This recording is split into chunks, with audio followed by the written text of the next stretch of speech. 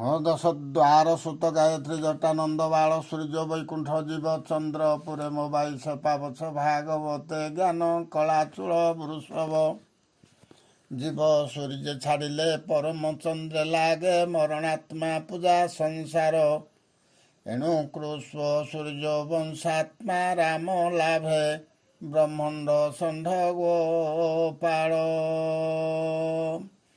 ମୋ ଦଶ ଦ୍ୱାର ସୁତା ଗାୟତ୍ରୀ ଜଟାନନ୍ଦ ବାଳ ସୂର୍ଯ୍ୟ ବୈକୁଣ୍ଠ ଜୀବ ଚନ୍ଦ୍ରପୁରେ ମୋ ବାଇଶ ପାବଛ ଭାଗବତେ ଜ୍ଞାନ କଳାଚୂଳ ବୃଷଭ ଜୀବ ସୂର୍ଯ୍ୟ ଛାଡ଼ିଲେ ପରମ ଚନ୍ଦ୍ରେ ଲାଗେ ମରଣାତ୍ମା ପୂଜା ସଂସାର ଏଣୁ କୃଷ୍ଣ ସୂର୍ଯ୍ୟ ବଂଶାତ୍ମା ରାମ ଲାଭେ ବ୍ରହ୍ମାଣ୍ଡ ଷଣ୍ଢ ଗୋପାଳ ଆମର ପ୍ରଥମ ସ୍କନ୍ଦ ତୃତୀୟ ଅଧ୍ୟାୟ ପାଠ ଆଲୋଚନା କରାଯାଉଅଛି। ଓଁ ନାରାୟଣ ନମସ୍କୃତ ନରୁଶ୍ଚୈବ ନରୋତ୍ତମଂ ଦେବୀ ସରସ୍ୱତୀ ବ୍ୟାସଂ ତୋତ ଜୟମୁଦୀରୟତେ ମୁକ କରନ୍ତି ବାସାଳ ପଙ୍ଗୁ ଲଙ୍ଘୟତେ ଗିରି ଯତ୍କୃପାତମୋହ ବନ୍ଦେ ପରମାନନ୍ଦ ମାଧବ ନିଗମ କଳପତ ଗଳିତଂ ବିବିତଂ ଫଳ ଶାଖା ଅମୃତ ଦ୍ରବ୍ୟ ସଂଯୁତ ପିବତଂ ଭାଗବତ ରସାମାଳୟ ମହୁରହ ରସିକା ଭବି ଭାବକା ଜନା। ହଁ ଜଗବାବୁ ଆଜ୍ଞା ଆମର ଭାଗବତ ଆଲୋଚନା କର। ଶ୍ରୀ ଗୁରୁ ପରମ ବ୍ରହ୍ମ ନିରାକାରାୟ ନମଃ। ଶ୍ରୀ ଗୁରୁ ପରମ ବ୍ରହ୍ମ ନିରାକାରାୟ ନମଃ। ବାସୁଦେବାୟ ନମଃ। ଶ୍ରୀ ସୁତ ଉବାଚ ସୁତ କହନ୍ତି ସୁଧଚିତେ ହରସେ ମୁନିଙ୍କ ଗ୍ରତେ ଶୁଣ ସକଳ ମୁନି ଜନେ ହରିଚରିତ ସାବଧାନେ ସୃଷ୍ଟିର କାଳେ ସେ ମୁରାରି ମହାପୁରୁଷ ରୂପ ଧରି ମହତ୍ଵ ଆଦି ଅଙ୍ଗେ ପଶି ବିରାଟ ରୂପେ ବ୍ରହ୍ମ ରାଶି କଳା ସେ ବହି ଷୋଡ଼ଶ ଅନାଦି ପରମ ପୁରୁଷ ବୁଦ୍ଧି ଚେତନା ଅହଙ୍କାର ମନ ଅନ୍ତରିକ୍ଷ ସମୀର ଅନଳ ଜଳ ବସୁମତୀ ପଞ୍ଚ ଇନ୍ଦ୍ରିୟ ଯାହା ଚିନ୍ତି ଜୀବ ପରମ ଏ ଷୋଡ଼ଶ ଏ ଆଦି ସୃଷ୍ଟି ଉପଦେଶ। ବୁଝିଲେ ବାପା? ଆଜ୍ଞା ଆମର ଯାହା ବୁଝେଇଲା ଇଏ ପଞ୍ଚଭୂତ ଆତ୍ମାର ଯାହା ବୁଝେଇଲା ଆମେ ସବୁ ବୁଝିପାରିଲ ତ? ଆଜ୍ଞା ଆମ ଏଇ ଶରୀର ଭିତର କଥାଟା ବୁଝେଇଲା। ମନ ଅନୁକୂଳ ସମୀର ବୁଦ୍ଧି ଚେତନା ଅହଙ୍କାର ଆଜ୍ଞା ଏସବୁ ଯାହା ବୁଝେଇଲା ଏଇ ମନ କଥାଟା ବୁଝେଇଛି, ବାହାରୁ କିଛି ବୁଝେଇ ନାହିଁ। ଆମେ ଏଇଟା ଚେତା ଘରରେ ତତ୍ଵ କରିକିରି ଧରିବା କଥା। ବୁଝିଲ? ଆଜ୍ଞା ଆଉ ଜୀବ ପରମ ଏ ଷୋଡ଼ଶ ଏ ଭାବେ ଇନ୍ଦ୍ରିୟ ଏକାଦଶ। ଜୀବ ପରମକୁ ବୁଝେଇଲା। ଆମେ ଜୀବ ପରମ ବିଷୟରେ ନ ବୁଝି ଖାଲି ଭାଗବତ ପଢୁଛନ୍ତି, ନାନା ପ୍ରକାର ବାଦ୍ୟ ବଜଉଛନ୍ତି, ସେଥିରେ ମୂଲ୍ୟ କଣଟା ରହିଛି? ତତ୍ଵ ବୁଝିଲେ ତୁଟେ ଭ୍ରାନ୍ତି ଭବ ମୂଲ୍ୟରୁ ତରି ଯାନ୍ତି। ପଢ। ବୁଦ୍ଧି ଚେତନା ଅହଙ୍କାର ମନ ଅନ୍ତରିକ୍ଷ ସମୀର ଅନଳ ଜଳ ବସୁମତୀ ପଞ୍ଚ ଇନ୍ଦ୍ରିୟ ଯାହା ଚିନ୍ତି ଜୀବ ପରମ ଏ ଷୋଡ଼ଶ ଏ ଆଦି ସୃଷ୍ଟି ଉପଦେଶ। ଏତିକି ସୃଷ୍ଟି ହେଲା କଣ? ସେ ସୃଷ୍ଟି ସଙ୍ଗେ ଇଚ୍ଛା କରି ଜଳେ ଯୋଗ ନିଦ୍ରା ବିସ୍ତାରୀ ତା ନାଭି କମଳୁ ସକଳ ପ୍ରକାଶୀ ଆଚ୍ଛାଦିଲା ଜଳ ବ୍ରହ୍ମା ହୋଇଲେ ତହୁଁ ଜାତ ସେ ପ୍ରଜାପତିଙ୍କର ନାଥ ତାର ଶରୀରୁ ସୃଷ୍ଟି ଲୋକ ପ୍ରକାଶ ହୋଇଲେ ଅନେକ ସେ ଶୁଦ୍ଧ ତତ୍ଵ ବିଶ୍ୱରୂପ ଯାର ଭିଆଣ ମୋହ କଳ୍ପ ଅନେକ ଚକ୍ଷୁ ଦ୍ୱାରେ ଭରି ସେ ବିଶ୍ୱରୂପ ବ୍ରହ୍ମଚାରୀ ସହସ୍ର ପାଦ ଉରୁ ଭୁଜ ଶିର ବଦନ ନାସା ତେଜ ସହସ୍ର ଲୋଚନ ଶ୍ରବଣ ବସନ କୁଣ୍ଡଳ ଭୂଷଣ। ଇଏ ସବୁ କହିଲା ଏ ମନୁଷ୍ୟର ରୂପଟାକୁ ଆଜ୍ଞା ରୂପଟାକୁ ସେ ବନ୍ଦନା କରିକିରି କହୁଛି। ଏଇ ରୂପ ବନ୍ଦନାଟା ଯଦି ଜାଣି ନ ପାରିଲେ ତାର ଚେତା ନାହିଁ ହେଲା ଆଉ କ'ଣ? ଆଚ୍ଛା ଆଚ୍ଛା ମଣି କୁଣ୍ଡଳ ଝଟକନ୍ତି ଦିଶନ୍ତି ଅତି ରୂପ କାନ୍ତି ସେ ସୃଷ୍ଟି ମଧ୍ୟରେ ମାୟା ଧର କରଇ ଯେତେ ଅବତାର ତାଙ୍କରି ମୂଳ ବୀଜ ଏହି ଜଗତେ ବ୍ରହ୍ମା ସେ ବୋলাই ଯାହାର ଅଂଶାସର ଭଳେ ଗଗନ ପୃଥିବୀ ପାତାଳେ ଦେବ ମନୁଷ୍ୟ ପଶୁ ଆଦି ନିଗମ ଗୋଚରେ ସମ୍ପାଦି ପ୍ରଥମେ କୁମାର ବୟସ ସୃଷ୍ଟି ଉଦୟ ଉପଦେଶ ଦୁସ୍ତର ବ୍ରହ୍ମଚର୍ଯ୍ୟ ବ୍ରତେ ତପ ସାଧିଲେ ଦୃଢ଼ ଚିତେ ତୃତୀୟ ସୃଷ୍ଟିର ଆଗମେ ସାଧିଲେ ଯଜ୍ଞେଶ୍ୱର ନାମେ ପୂର୍ବ ପ୍ରଳୟ କାଳ ବଳେ ମହି ଯେ ଥିଲା ରସା ତଳେ। ଏଟା କୁହାହଉଛି ବିଷ୍ଣୁ ଅବତାର ହେଇକିରି କ'ଣ କ'ଣ ସବୁ କର୍ମ କଲେ ବୁଝିଲ ତ? ଆଜ୍ଞା। ଏଇ ଭୂମି ଥିଲା ରସା ତଳରେ 25 ପ୍ରକୃତି ପୂଜାରେ ଆଜ୍ଞା। ତାକୁ ଧରି ନରହରି ବୈଷ୍ଣବ ରୂପକ ଧରି ଏଇ ସବୁ ପ୍ରକାର ଆମର ଭାଗବତରେ ବୁଝା ହେଲା, କିନ୍ତୁ ବୁଝିଲେ ଲୋକ ବୁଝିଲେ ନାହିଁ। ସେ ନାନା ପ୍ରକାର ତୀର୍ଥବ୍ରତ କରି ଶାସ୍ତ୍ରଟାକୁ କ୍ଷତି କଲେ, ଖାଲି ଶାସ୍ତ୍ରଟାକୁ ପଢ଼ିଲେ ବୁଝିଲେ ନାହିଁ। ଆଜ୍ଞା। ହଁ ପଢ଼। ତାକୁ ଧରେ ନରହରି ତକ୍ଷଣେ କାଳ ରୂପ ଧରି ଉଧରି ଜଳେ ଭସାଇଲା ବରାହ କଳ୍ପ ବୋଲାଇଲା ତୃତୀୟ ଋଷି ସଙ୍ଗେ ହରି ନାରଦ ଋଷି ରୂପ ଧରି ବିଷ୍ଣୁ ଭକତ ଜନହିତେ ନିଷ୍କାମ ଭାବ ଉପଗତେ ଚତୁର୍ଥେ ଜନ୍ମ ବେଦ କାଣ୍ଡେ ଧର୍ମ ଉଦ୍ଦେଶ୍ୟ କର୍ମ କାଣ୍ଡେ ସେ ରୂପେ ନର ନାରାୟଣ ସୃଜିଲେ ଧର୍ମ ଆଚରଣ। ନର ନାରାୟଣ କହୁଛି କି ଆଉ କ'ଣ କହୁଛି? ଆଜ୍ଞା। ନର ନାରାୟଣ କହୁଛି। ନରକୁ ନାରାୟଣ ବୋଲି ଭାବିଲେ ନାହିଁ, ସମସ୍ତେ କହୁଛନ୍ତି ନର ନାରାୟଣ। ଆଉ ନାରାୟଣର କର୍ମଟା କୋଉ ନର ପାଖରେ ନାହିଁ ବୋଲି କରୁନାହାନ୍ତି, ବୁଝିଲା? ଏଇଟା ହେଲା ଅଜ୍ଞାନ। ପଢ଼। ତପ ସାଧିଲେ ଦୃଢ଼ ଚିତେ ସୃଷ୍ଟି କଳ୍ପନେ ଅବିରତେ ପଞ୍ଚମେ ସିଦ୍ଧି ଅବତାରେ ଜନ୍ମିଲେ କନ୍ଦର୍ମର ଘରେ ନାମ ସେ କପିଳ ବୋलाई ପିତା ମାତାଙ୍କୁ ଜ୍ଞାନ କହି। କପିଳ ମୁନି ଜାତ ହେଲେ, ଆଜ୍ଞା। ମନୁଷ୍ୟ ଶରୀରରେ ଜାତ ହେଲେ, ପିତାମାତାଙ୍କୁ ଜ୍ଞାନ ବତେଇଲେ, ପିତାମାତାଙ୍କୁ ଜ୍ଞାନରେ ଉଦ୍ଧାରିଲେ, ସେଟା ସମସ୍ତେ ଜାଣିଲେ, କିନ୍ତୁ କେହି ବୁଝିବାଟା ନାହିଁ ଆଉ କ'ଣ? ପଢ଼। ଷଷ୍ଠ ସ୍ୱର୍ଗରେ ନର ହରି ଅତିର ବଂଶେ ଅବତରି ଅନେକ ଜ୍ଞାନ ଶାସ୍ତ୍ର କଳ୍ପେ ଜନ୍ମିଲେ ଦତ୍ତାତ୍ରୟ ରୂପେ ସପ୍ତମେ ରୁଚି ଋଷି ବ୍ରିଜେ ଜନ୍ମିଲେ ଆକୃତିର ଗର୍ଭେ ଏ ରୂପେ ଯଜ୍ଞ ଅବତାର ପାଳିଲେ ସ୍ୱୟଂଭୁବଙ୍କର ଅଷ୍ଟମେ ନାଭି ଗୃହେ ଜାତ ଋଷଭ ମେରୁ ଦେବୀ ସୁତ କୋଠର ଅତି ତପ କଲେ ଜ୍ଞାନୀଙ୍କୁ ପଥ ଦେଖାଇଲେ। ଠିକ୍, ଜ୍ଞାନୀ ଲୋକଙ୍କୁ ପଥ ଦେଖେଇଲେ, କୋଠରେ ଅତି ତପ କଲେ, ଜ୍ଞାନୀକି ପଥ ଦେଖେଇଲେ। ଯେ ଜ୍ଞାନୀ ଲୋକ ଭାଗବତର ପଥଟାକୁ ଜାଣିବ, ତତ୍ଵ ବୁଝିବ। ଆଉ ଯେ ଭାଗବତ ବିଷୟରେ ଜାଣି ନ ପାରିଲା ସେ କୋଉଠି ପ୍ରାଣୀ ହବ? ନାଇଁ ଆଜ୍ଞା। ଯେ ଅପ୍ରାଣୀକି ମୁଣ୍ଡିଆ ମାରୁଛି, ଅପ୍ରାଣୀକି ପୂଜା କରୁଛି, ସେ ପ୍ରାଣୀ ହେବ କି? କେବେ ହେଇପାରିବନି। ହଁ, ସେଇଟା ତୁମେ ବୁଝ, ତତ୍ଵରେ ବୁଝ। ଠିକ୍, ବରାબર।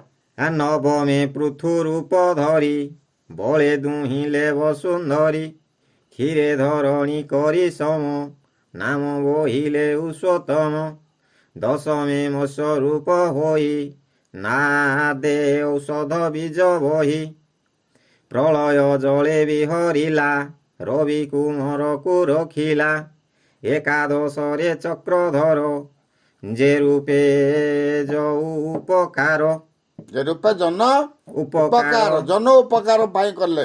ଆଚ୍ଛା। ଇନ୍ଦ୍ରିୟ ଅର୍ଥେ ଦେବାସୁରେ କ୍ଷୀର ସମୁଦ୍ର ମନ୍ଥିବାରେ କପଟେ କୃମ ରୂପ ହୋଇ ମନ୍ଦର ଗିରି ପୃଷ୍ଠେ ବହି ଦ୍ୱାଦଶ ସ୍ୱର୍ଗେ ବିଶ୍ୱ ରୂପେ ଜନ୍ମିଲା ଧନନ୍ତରୀ ରୂପେ। କିଏ? ଅମୃତ କ୍ଷୀରା ନବୁ ଆଣି ଦେବଙ୍କୁ ପିଆଇଲେ ପୁଣି। ମୋହିନୀ ରୂପେ ତ୍ରୟୋଦଶେ ଅସୁର ମୋହି କାମ ବସେ। ଚତୁର୍ଦଶେ ନୃସିଂହ ବପୁ ବିଦାରେ ହିରଣ୍ୟକଶିପୁ। ଆଚ୍ଛା, ଆମର ହିରଣ୍ୟ ବିଷୟରେ ଯାହା କହିଲା ଏଠି, ଆଜ୍ଞା ହିରଣ୍ୟକୁ କ'ଣ ବାଘ ଗୋଟା ଆସିକିରି ବିଦାଡୁଥିଲା କି? ନାଇଁ ନୃସିଂହ କହିଲେ ଏଇ ନର ସିଂହ ରୂପ ଧରିଲା। ନର ରୂପ ସିଂହ ରୂପ ଧରି ତାଙ୍କର ଯେଉଁ ରିପୁ ଗୁଡ଼ାକ ଯେଉଁ ରହିଲା ଛଡ଼ ରିପୁ, ସେ ରିପୁକୁ କାଟିବା ଦ୍ୱାରା ତାର ଅନ୍ତନାଡିରୁ ସବୁ ପ୍ରକାର ପରିଷ୍କାର ହେଇଗଲା। ବୁଝିଲ? ଆଚ୍ଛା ଆଉ ସମସ୍ତେ କହୁଥିଲେ ଗୋଟେ ବାଘ ରୂପ ହେଇକିରି ସ୍ତମ୍ଭରୁ ବାହାରିକିରି ବିଦାରିଲା, ସେଟା ନୁହଁ। ସେ କହୁଛି ଏଇ ସ୍ତମ୍ଭରେ ଦେଲେ ମନ, ଏଇ ସ୍ତମ୍ଭରେ ଭଗବାନ। ଏଇ ସ୍ତମ୍ଭ କହିଲେ ନିଜ ହୃଦୟଟାକୁ। ବୁଝିଲ ତ? ଆଜ୍ଞା ଆଚ୍ଛା, ପଢ଼। ବାମନ ରୂପେ ପଞ୍ଚଦଶେ ବଳିକୁ ଛଳିଲେ ବିଶ୍ୱାସେ। ଷୋଡ଼ଶ ଅବତାରେ ହରି ପରଶୁରାମ ରୂପ ଧରି। ପିତାର ବୋଧ ଅହଙ୍କାରେ ଧରଣୀ ଏକବିଂଶ ବାରେ। ଭ୍ରମିଲେ ମହାକୋପା ନଳେ ରାଜାଙ୍କୁ ଧରି ବାହୁ ବଳେ। ଦୃଷ୍ଟ କ୍ଷତ୍ରିୟ କାଟି ମୁଣ୍ଡ ରୁଧିରେ ପୂର୍ଣ୍ଣ କଲେ କୁଣ୍ଡ। ତର୍ପଣ କଲେ ପିତୃଗଣେ ତପେ ରହିଲେ ଘୋର ବନେ। ସପ୍ତଦଶରେ ସୁର କାର୍ଯ୍ୟ ଜନ୍ମିଲେ ପରାଶର ବ୍ରିଜ। ନିଗମ ବୃକ୍ଷ ଥିଲା ଏକା ବିଚାରି କଲା ଶତ ଶାଖା। ପ୍ରାଣୀଙ୍କ ଦେଖି ଅଳ୍ପ ବୁଦ୍ଧି ଯେ ଧର୍ମ ସଂସାରେ ପ୍ରସିଦ୍ଧି। ସେ ପୁଣି ଦିବାକର ବଂଶେ ଶ୍ରୀରାମଚନ୍ଦ୍ର ଅଷ୍ଟାଦଶେ। ଜଳଧି ବାନ୍ଧି ସୀତା ଛଳେ ଲଙ୍କା ଧସିଲେ ଭୁଜ ବଳେ। ରାବଣ ମାରି ଦେବ କାର୍ଯ୍ୟ ଧର୍ମ ସ୍ଥାପିଲେ ଏହି ରାଜ୍ୟ। ଆରେ ରାବଣ କହିଲେ ଆମର ଯେଉଁ 10 ଇନ୍ଦ୍ରିୟ ଯେଉଁ ଶରୀରରେ ଅଛି, ଏ 10 ଇନ୍ଦ୍ରିୟ ରିପୁ ବିଷୟ କାଟିଲାକୁ ରାମ ଜନ୍ମ ହେଲା। ଏଇ 10 ଇନ୍ଦ୍ରିୟ ରିପୁ ବିଷୟା ଏଇ ସବୁ କାଟିଲାକୁ ସେ ହେଲା ରାମ। ତାଙ୍କ ମସ୍ତକ ଦେଶରେ ଶ୍ରୀଜଟା ଜନ୍ମ ହେବା ଦ୍ୱାରା ସେ ହେଲେ ଶ୍ରୀରାମଚନ୍ଦ୍ର, ସୂର୍ଯ୍ୟବଂଶ। ସେଟାକୁ ଆଉ କେହି ଜାଣିଲେ ନାହିଁ। ସମସ୍ତେ କହିଲେ ରାବଣ। ରାମ ଜନ୍ମ ହେଲାକୁ ବନବାସ ଜଙ୍ଗଲକୁ ଗଲାକୁ ସେ ରାବଣକୁ ବଧ କଲେ, ରାମାୟଣ କହିଲା। ଆଜ୍ଞା କିନ୍ତୁ ସେଟା ନୁହଁ। ରିପୁ ବିଷୟ ଯେତେବେଳେ କାଟି ସାରିଲେ ଶ୍ରୀଜଟା ଜାତ ହେଲା। ଏଟା କିଏ ଜାଣିପାରିଲା କି? ନାଇଁ। ଆଉ ଜାଣି ନ ପାରିବା ଦ୍ୱାରା ସମସ୍ତ ଅନ୍ଧକାର। ଆଚ୍ଛା, ରାବଣ ମଲାକୁ ରାମ ଜନ୍ମ ହେଲେ। ଠିକ, ରାବଣ ମଲାକୁ ରାମ ଜନ୍ମ ହେଲେ। ଆଜ୍ଞା। ରାବଣ ହେଲା 10 ଇନ୍ଦ୍ରିୟ। ଆଜ୍ଞା 10 ଇନ୍ଦ୍ରିୟଟାକୁ ରାମାୟଣ ଲେଖିଦେଲା ଯେ ଗୋଟେ ରାବଣ, ଆଜ୍ଞା 10 ମୁଣ୍ଡିଆ ରାବଣ। ଆଜ୍ଞା ଆରେ ସେଟା 10 ମୁଣ୍ଡିଆ ନୁହଁ, ଏ 10 ଇନ୍ଦ୍ରିୟ। ଏ 10 ଇନ୍ଦ୍ରିୟ କଟିଗଲେ ରାବଣ ଏ ଶରୀରରୁ କଟିଗଲା। ସତ୍ୟ କହିଲେ ସୀତା, ଲକ୍ଷ୍ମଣ କହିଲେ ଲକ୍ଷଣ। ଏଗୁଡ଼ାକ କେହି ନ ଜାଣିପାରିଲେ। ସମସ୍ତେ କହିଲେ ସୀତା ବୋଲି ଜଣେ ସ୍ତ୍ରୀ ଥିଲା। ଆଜ୍ଞା କିନ୍ତୁ ସୀତା ହେଉଛି ସତ୍ୟ, ହେଉଛି ସୀତା। ଏ ଇନ୍ଦ୍ରିୟଗଣ ଏ ସତ୍ୟକୁ ନାଶ କରିଦେଉଛନ୍ତି। ଆଜ୍ଞା ରାମ ମାରିଲେ ଇନ୍ଦ୍ରିୟଗଣକୁ। 10 ଇନ୍ଦ୍ରିୟ ନାମକ ତାଙ୍କୁ ଜିଣତା ନାହିଁ ଲୋକ। ତାଙ୍କୁ ଜିଣତା ଯେବେ ଜନ 12 ସ୍କନ୍ଧେ ଦର୍ଶକର୍ତ୍ତା ଜିନ ସେ ଯୋଗ୍ୟ। ଏ 3 ଭୁବନ, ଏ 3 ଭୁବନରେ ସେ ହେଉଛି ଧନ୍ୟ।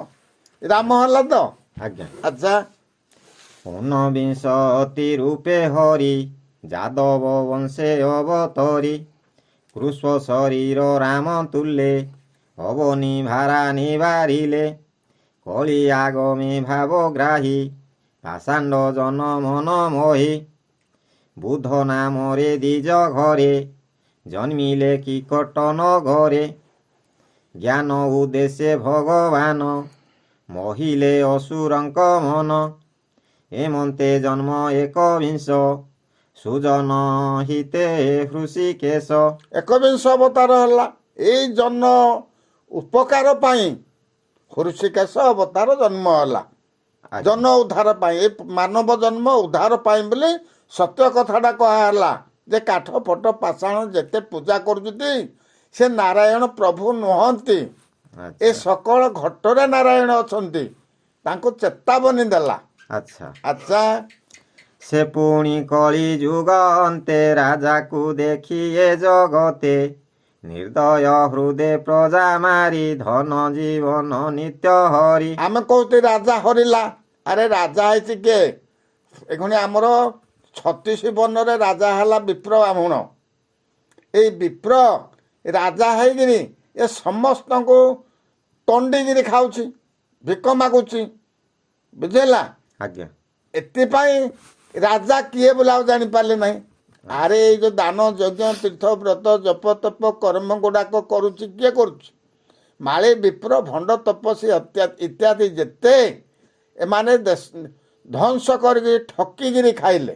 ଶିବ ବୋଲି ଅଜୀବରେ ପୂଜା କଲେ। ଶିବ କହି ଅଜୀବକୁ ପୂଜା କଲେ, ବୁଝିଲ। ଆଜ୍ଞା ଆରେ ଯଦି ଚେତା ନ ପାଇଲେ କେହି ଜାଣିପାରିଲେନି ଆଉ କ'ଣ?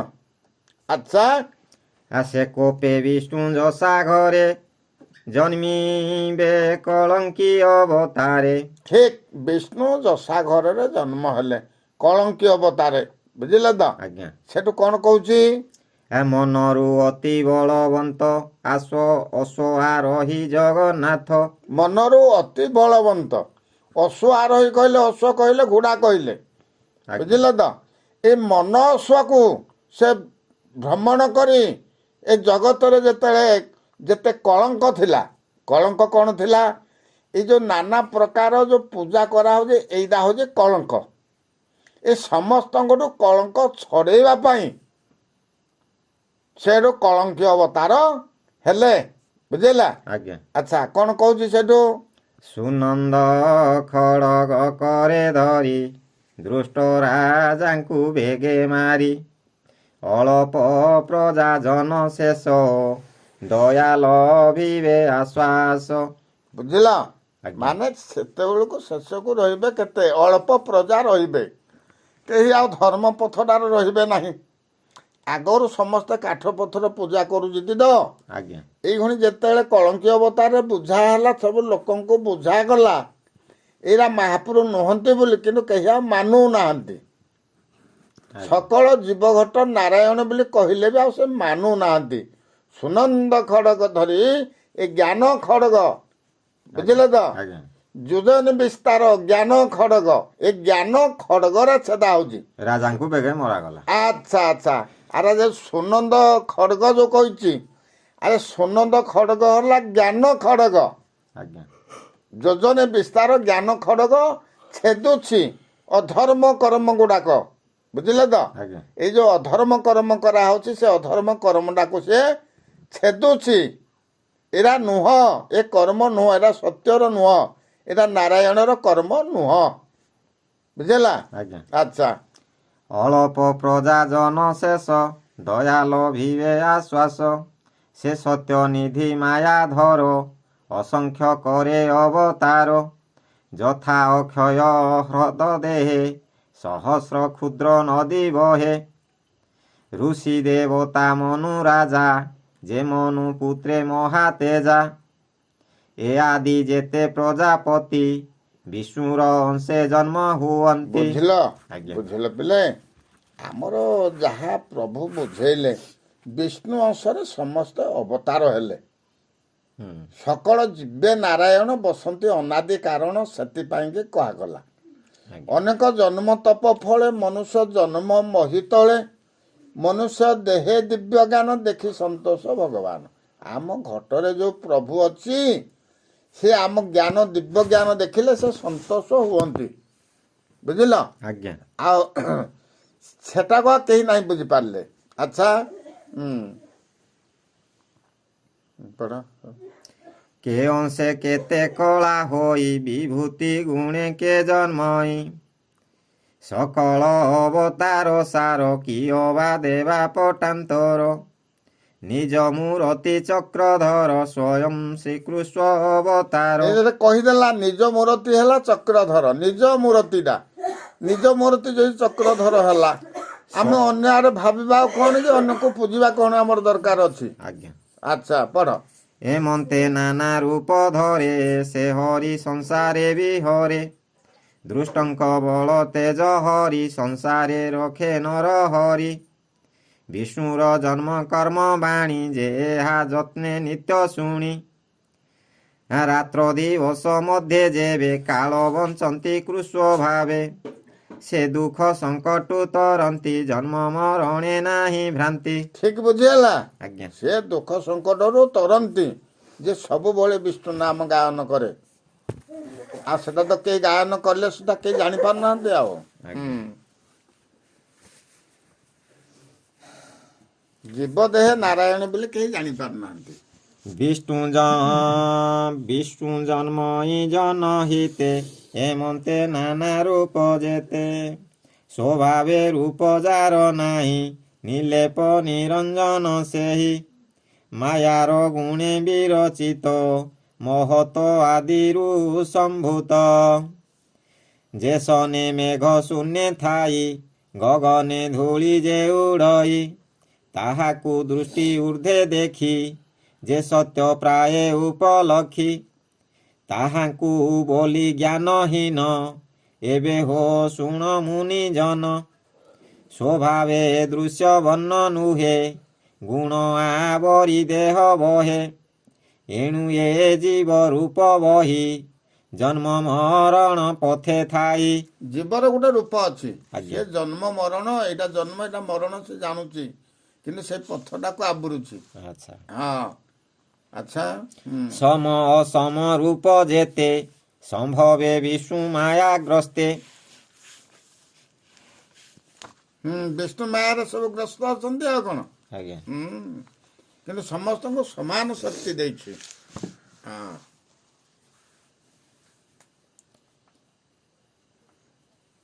କ'ଣ ହେଲା ବନ୍ଧୁ? ଆତ୍ମାରେ କଳ୍ପିତ ଈଶ୍ୱର ଏତହୁଁ ବ୍ରହ୍ମାର ବିଚାର। ବୁଝିଲା। ଆଜ୍ଞା। ଆତ୍ମାର କଳ୍ପିତ ହଉଛି ଈଶ୍ୱର, ଏ ହଉଛି ବ୍ରହ୍ମାର ବିଚାର। ଏଇ ବ୍ରହ୍ମା ବିଚାରଟା କେହି ଆଉ ଜାଣିପାରିଲେନି ଆଉ କ'ଣ। ଆଜ୍ଞା। ସମସ୍ତେ ପଥରଟାକୁ କହିଲେ ଈଶ୍ୱର, ପଥରଟାକୁ କହିଲେ ଶିବ। ଆଚ୍ଛା। ଆଉ ଜୀବକୁ ଶିବ ବୋଲି କାହାରି ମୁଖରେ ଆସିଲା ନାହିଁ। ଆଚ୍ଛା। ଆଚ୍ଛା ପଢା।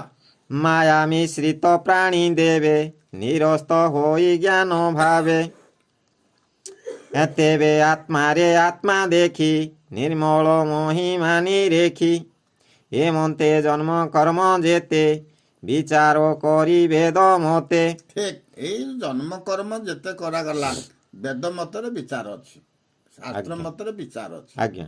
ଆମେ ଶାସ୍ତ୍ର ମତରୁ ଯଦି ବୁଝିପାରିଲା ଜୀବ ଅଜୀବ ବିଷୟରେ ଜାଣିପାରିବେ, ନହେଲେ ଜାଣିପାରିବେନି। ସମସ୍ତେ ପଥରକୁ ମୁଣ୍ଡିଆ ମାରିବେ ଆଉ କ'ଣ। କାଠ ଫଟ ପଥର ଫଟ ଏଇଗୁଡ଼ାକ ସବୁ ମହାପୁରୁ କରିବେ ଆଉ କ'ଣ। ଆଜ୍ଞା। କହନ୍ତି ଯେତେ ମୁନି ଧ୍ୟାନେ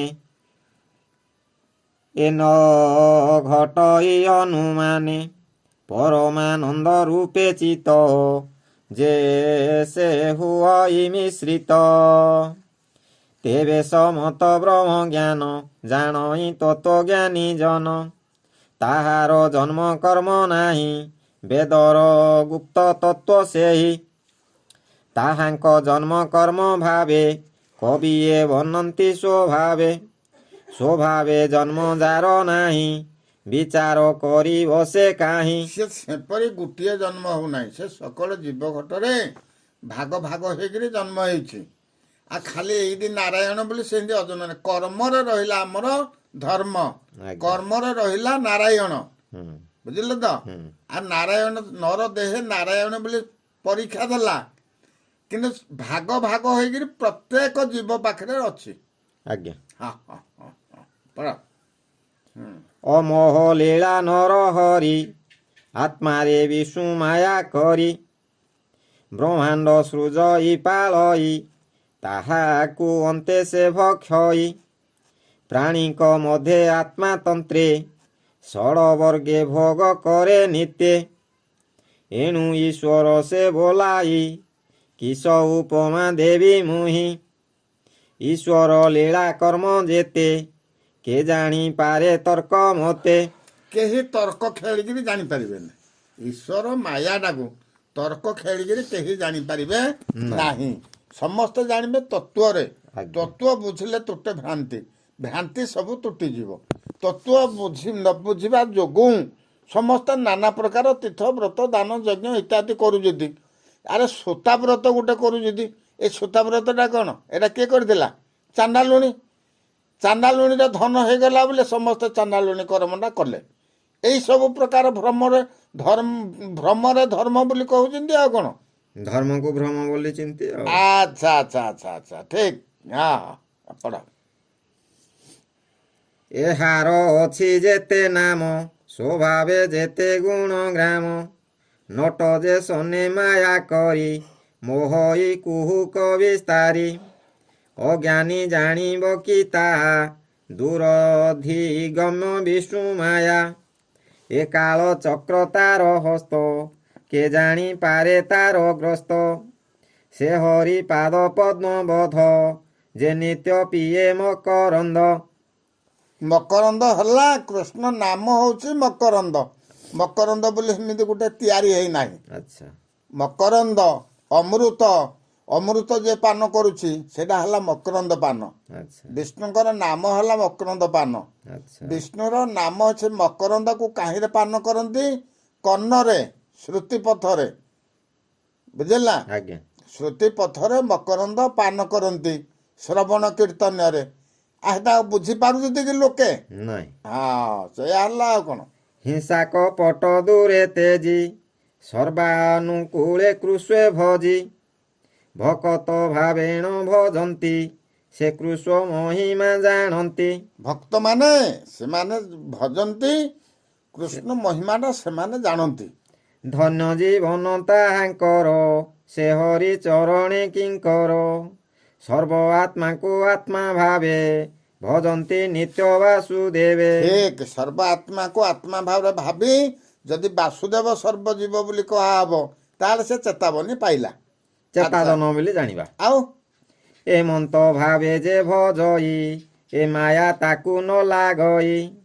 ଏ ଯେ ପୁରାଣ ଭାଗବତ, ନିର୍ମଳ ପଦ ବ୍ରହ୍ମ ତତ୍ତ୍ୱ। କୃଷ୍ଣ ଚରିତ ପ୍ରଶଂସୀ, ପ୍ରକାଶ କଲେ ବ୍ରହ୍ମ ଋଷି।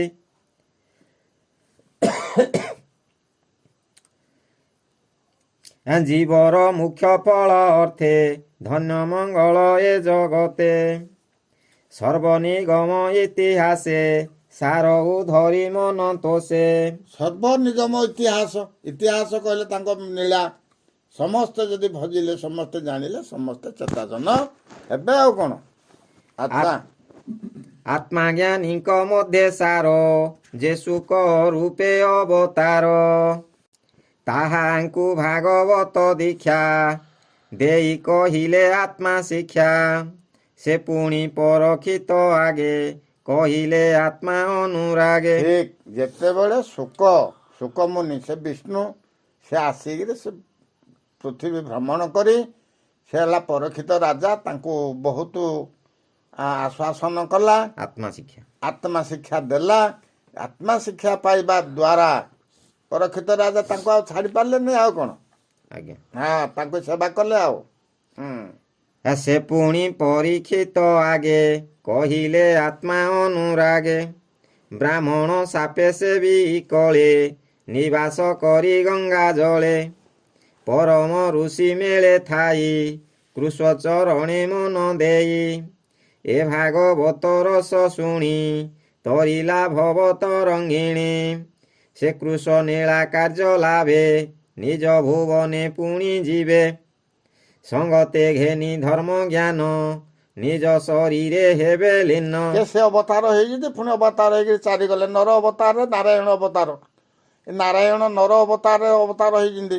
ସେ ଯେତେବେଳେ ଦେହ ଛାଡ଼ିବେ, ସେ ସ୍ୱର୍ଗ ପୁଣି ତାଙ୍କ ଦେଶକୁ ଯିବେ। ଆଉ କ'ଣ? ନିଜ ଧାମକୁ ଚାଲିବେ। ନିଜ ଧାମକୁ ସେ ପୁଣି ବୈକୁଣ୍ଠକୁ ପୁଣି ପଳାଇବେ। ବୈକୁଣ୍ଠ ବୋଲି ଗୋଟେ ନାହିଁ, ଯୋଉଟା ପ୍ରଭୁଙ୍କର ନାମ ଗାୟନ ହଉଥାଏ, ସେଇଟା ହେଉଛି ପ୍ରଭୁଙ୍କର ଧାମ। ପ୍ରଭୁଙ୍କର ବୈକୁଣ୍ଠପୁର ହେଲା ନାମ, ନାମଟା ହେଲା ବୈକୁଣ୍ଠପୁର। ଆଚ୍ଛା ଏ କଳି ଯୁଗେ ଯେତେ ନରେ, ପଡ଼ିବେ ମାୟା ଅନ୍ଧକାରେ। କହିଲା ଏଇ ତାହାଙ୍କୁ କଳି ଯୁଗରେ ଯେତେ ନର ଅଛନ୍ତି, ଏଇ କଳି ଯୁଗରେ ଯେତେ ନର ଅଛନ୍ତି, ସମସ୍ତେ ମାୟା ଅନ୍ଧକାରରେ ପଡ଼ିବେ। କାହାରି ଆଖିରେ ଦୃଶ୍ୟ ନାହିଁ। କାହିଁକି ଦୃଶ୍ୟ ଯଦି ଥାନ୍ତା ମଝୁର ଝାଲଟାକୁ ପାର୍ଲା କରିକିରି ମଝୁର ଝାଲଟାକୁ ନାରାୟଣ କହୁଛନ୍ତି କି ନାହିଁ? ଏ ନାରାୟଣ ସକଳ ଜୀବ ବୋଲି କୁହାହେଲା, ପୁଣି ମଝୁର ଝାଲକୁ ନାରାୟଣ କହିଲେ, ତାଙ୍କୁ ପୂଜା କଲେ। ଆରେ ମଝୁର ଝାଲଟା କେଉଁଠି ରହିଲା? ମୟୂରର କେଉଁଠି ଅଛି ମଝୁର ଝାଲଟା? ହେଟାକୁ ବି ବୋଧେ ଜାଣିପାରିଲେ ନାହିଁ। ସେଇ ମଝୁର ଝାଲଟାକୁ କହୁଛି ସତ୍ୟ ନାରାୟଣ ତୁ ରକ୍ଷା କର। କିରେ ସେ ତ ରକ୍ଷା ହେଇପାରିଲାନି ଯେ ବୋଲି ସେ ମଝୁର ମଳ ଦ୍ୱାରରୁ ଖସି ପଡ଼ିଛି, ପୁଣି ତମେ ସେଇଟାକୁ କହୁଛ ପ୍ରଭୁ ପ୍ରଭୁ ପ୍ରଭୁ ପ୍ରଭୁ ସତ୍ୟନାରାୟଣ ରକ୍ଷା କର। ସେ କେବେ ରକ୍ଷା କରିବ? ସେ ତ ରହିପାରିନି। ଆଚ୍ଛା, ଆଜ୍ଞା। ତାହାଙ୍କ ତପନ ଉଦିତ ହୋଇବ ଭାବେ ଭାଗବତ, ରାଜା ସଙ୍ଗତେ ଗଙ୍ଗା ତଟେ ଅନେକ ଋଷିଙ୍କ ସଙ୍ଗତେ। ଏ ଭାଗବତ ତତ୍ତ୍ୱବାଣୀ ସୁକ ମୁନିଙ୍କ ମୁଖୁ ଶୁଣି, ଜାଣିଲି ସୁକ ଅନୁରାଗେ ଏବେ କହିଲି ତୁମ୍ଭ ଆଗେ। ସେ ଯେତେବେଳେ ଜାଣିଲେ ସୁକମୁନିରୁ ଶୁଣିଲେ, ସେଠୁ ବ୍ରହ୍ମାଣ୍ଡରେ ସେଠୁ ପ୍ରଚାର କଲେ। ଆଜ୍ଞା। ଯଦି ପ୍ରଚାର କଲେ ତାଙ୍କ କଥା କେହି ମାନିଲେ ନାହିଁ। ଆଉ ଆଜି ଆମେ ତୁମେ ସମସ୍ତଙ୍କୁ କୁହାହେଉଛି, ଆଜି ଭାଗବତ ଧର୍ମରେ ଆଜି ଆମେ ସମସ୍ତଙ୍କୁ କୁହାହେଉଛି, କିଏ ବୁଝୁଛି କି? ନାଇଁ। ସେ ନାନା ପ୍ରକାର ତୀର୍ଥ ବ୍ରତ ନାନା କାର୍ଯ୍ୟକ୍ରମ କରୁଛନ୍ତି, ବୁଝିଲେ ତ? ଆଜ୍ଞା। ସେ ହେଲା ଅଜ୍ଞାନ ଜୀବ। ପଥରଟାକୁ ଯିଏ ମୁଣ୍ଡିଆ ମାରୁଛି ଅଜ୍ଞାନ ଜୀବ ନାହିଁ। ଶିବ କହିକିରି ପଥରଟାକୁ ମୁଣ୍ଡିଆ ମାରିଲେ, ସେ ଅଜ୍ଞାନ ହେଲେ କି ଅଜ୍ଞାନ ହେଲେନି? ଆଚ୍ଛା, ଅଜ୍ଞାନ ହେଲେ। ହଁ, ଅଜ୍ଞାନ ହେଲେ। ଆଚ୍ଛା, ପଢ଼। କହଇ ଦାସ ଜଗନ୍ନାଥ ସୁଜନ ହିତେ ଭାଗବତ, ଏ ଭାବେ ଚିନ୍ତନର ହରି ଘୋର ସଂସାରୁ ଜୀବ ତରି। ଠିକ୍, ସୁଜନ ହିତେ ଭାଗବତ। ସୁଜନ କର୍ମ, ସୁକର୍ମ ଯିଏ କରୁଛି ତାହାରି ହିତ ପାଇଁ ଭାଗବତ କରାଗଲା। ସିଏ ଚେତାବନୀରେ ସେ ଜାଣିବ ଯେ ମୋ ହୃଦୟରେ ନାରାୟଣ, ବାସୁଦେବ, ଅନନ୍ତ, ଅଚ୍ୟୁତ ସମସ୍ତେ ମୋ ହୃଦୟରେ ଅଛନ୍ତି। ଆଜ୍ଞା। ବିଦେହୀ ହିସାବରେ ଆଜ୍ଞା। ମୁଁ ହେଲି ଦେହୀ, ମୋ ମସ୍ତକ ଦେଶରେ ସେ ବସିଛି ବିଦେହୀ, ସେ ଦେହରେ ନାହିଁ। ଆଚ୍ଛା, ଇତି ଶ୍ରୀମଦ୍ଭାଗବତେ ମହାପୁରାଣେ ପାରମହଂସା ସହିତାୟଂ ବୟାସି ଶିକ୍ଷା ପ୍ରଥମ ସ୍କନ୍ଧେ ନିମିଷପାଖ୍ୟାନେ ଜନ୍ମ ଗୃହ୍ୟ ନାମ ତୃତୀୟୋଧ୍ୟାୟ। ନାରାୟଣ କି ଅମୃତବାଣୀ, ପ୍ରଭୁ। କି ଅମୃତବାଣୀ। ଆଜି ଏ ପବିତ୍ର ସ୍ଥାନ, ଏ ପବିତ୍ର ସ୍ଥାନରେ ଆଜି ପ୍ରଭୁଙ୍କର ନାମ ଗାୟନ ଭଜନ ସବୁ ପ୍ରକାର ଶ୍ରବଣ କୀର୍ତ୍ତନ କରାହେଉଛି। ଧନ୍ୟ ଜୀବନ, ଧନ୍ୟ ଜୀବନ ଏ ଜଗତେ ଯେ ପ୍ରାଣ ଧରେ ପ୍ରାଣୀ ହିତେ। ପ୍ରାଣୀର ହିତକର୍ମ ଯିଏ କହୁଛି, ପ୍ରାଣୀକି ଯିଏ ଅନ୍ନ ଜଳ ଦଉଛି, ତାହେଲେ ସେ ପ୍ରାଣୀର କର୍ମ କଲା। ଏ ଯେ ଚାଉଳ ପଇସା ତଣ୍ଡୁଳ ନେଇକି ଚାଉଳ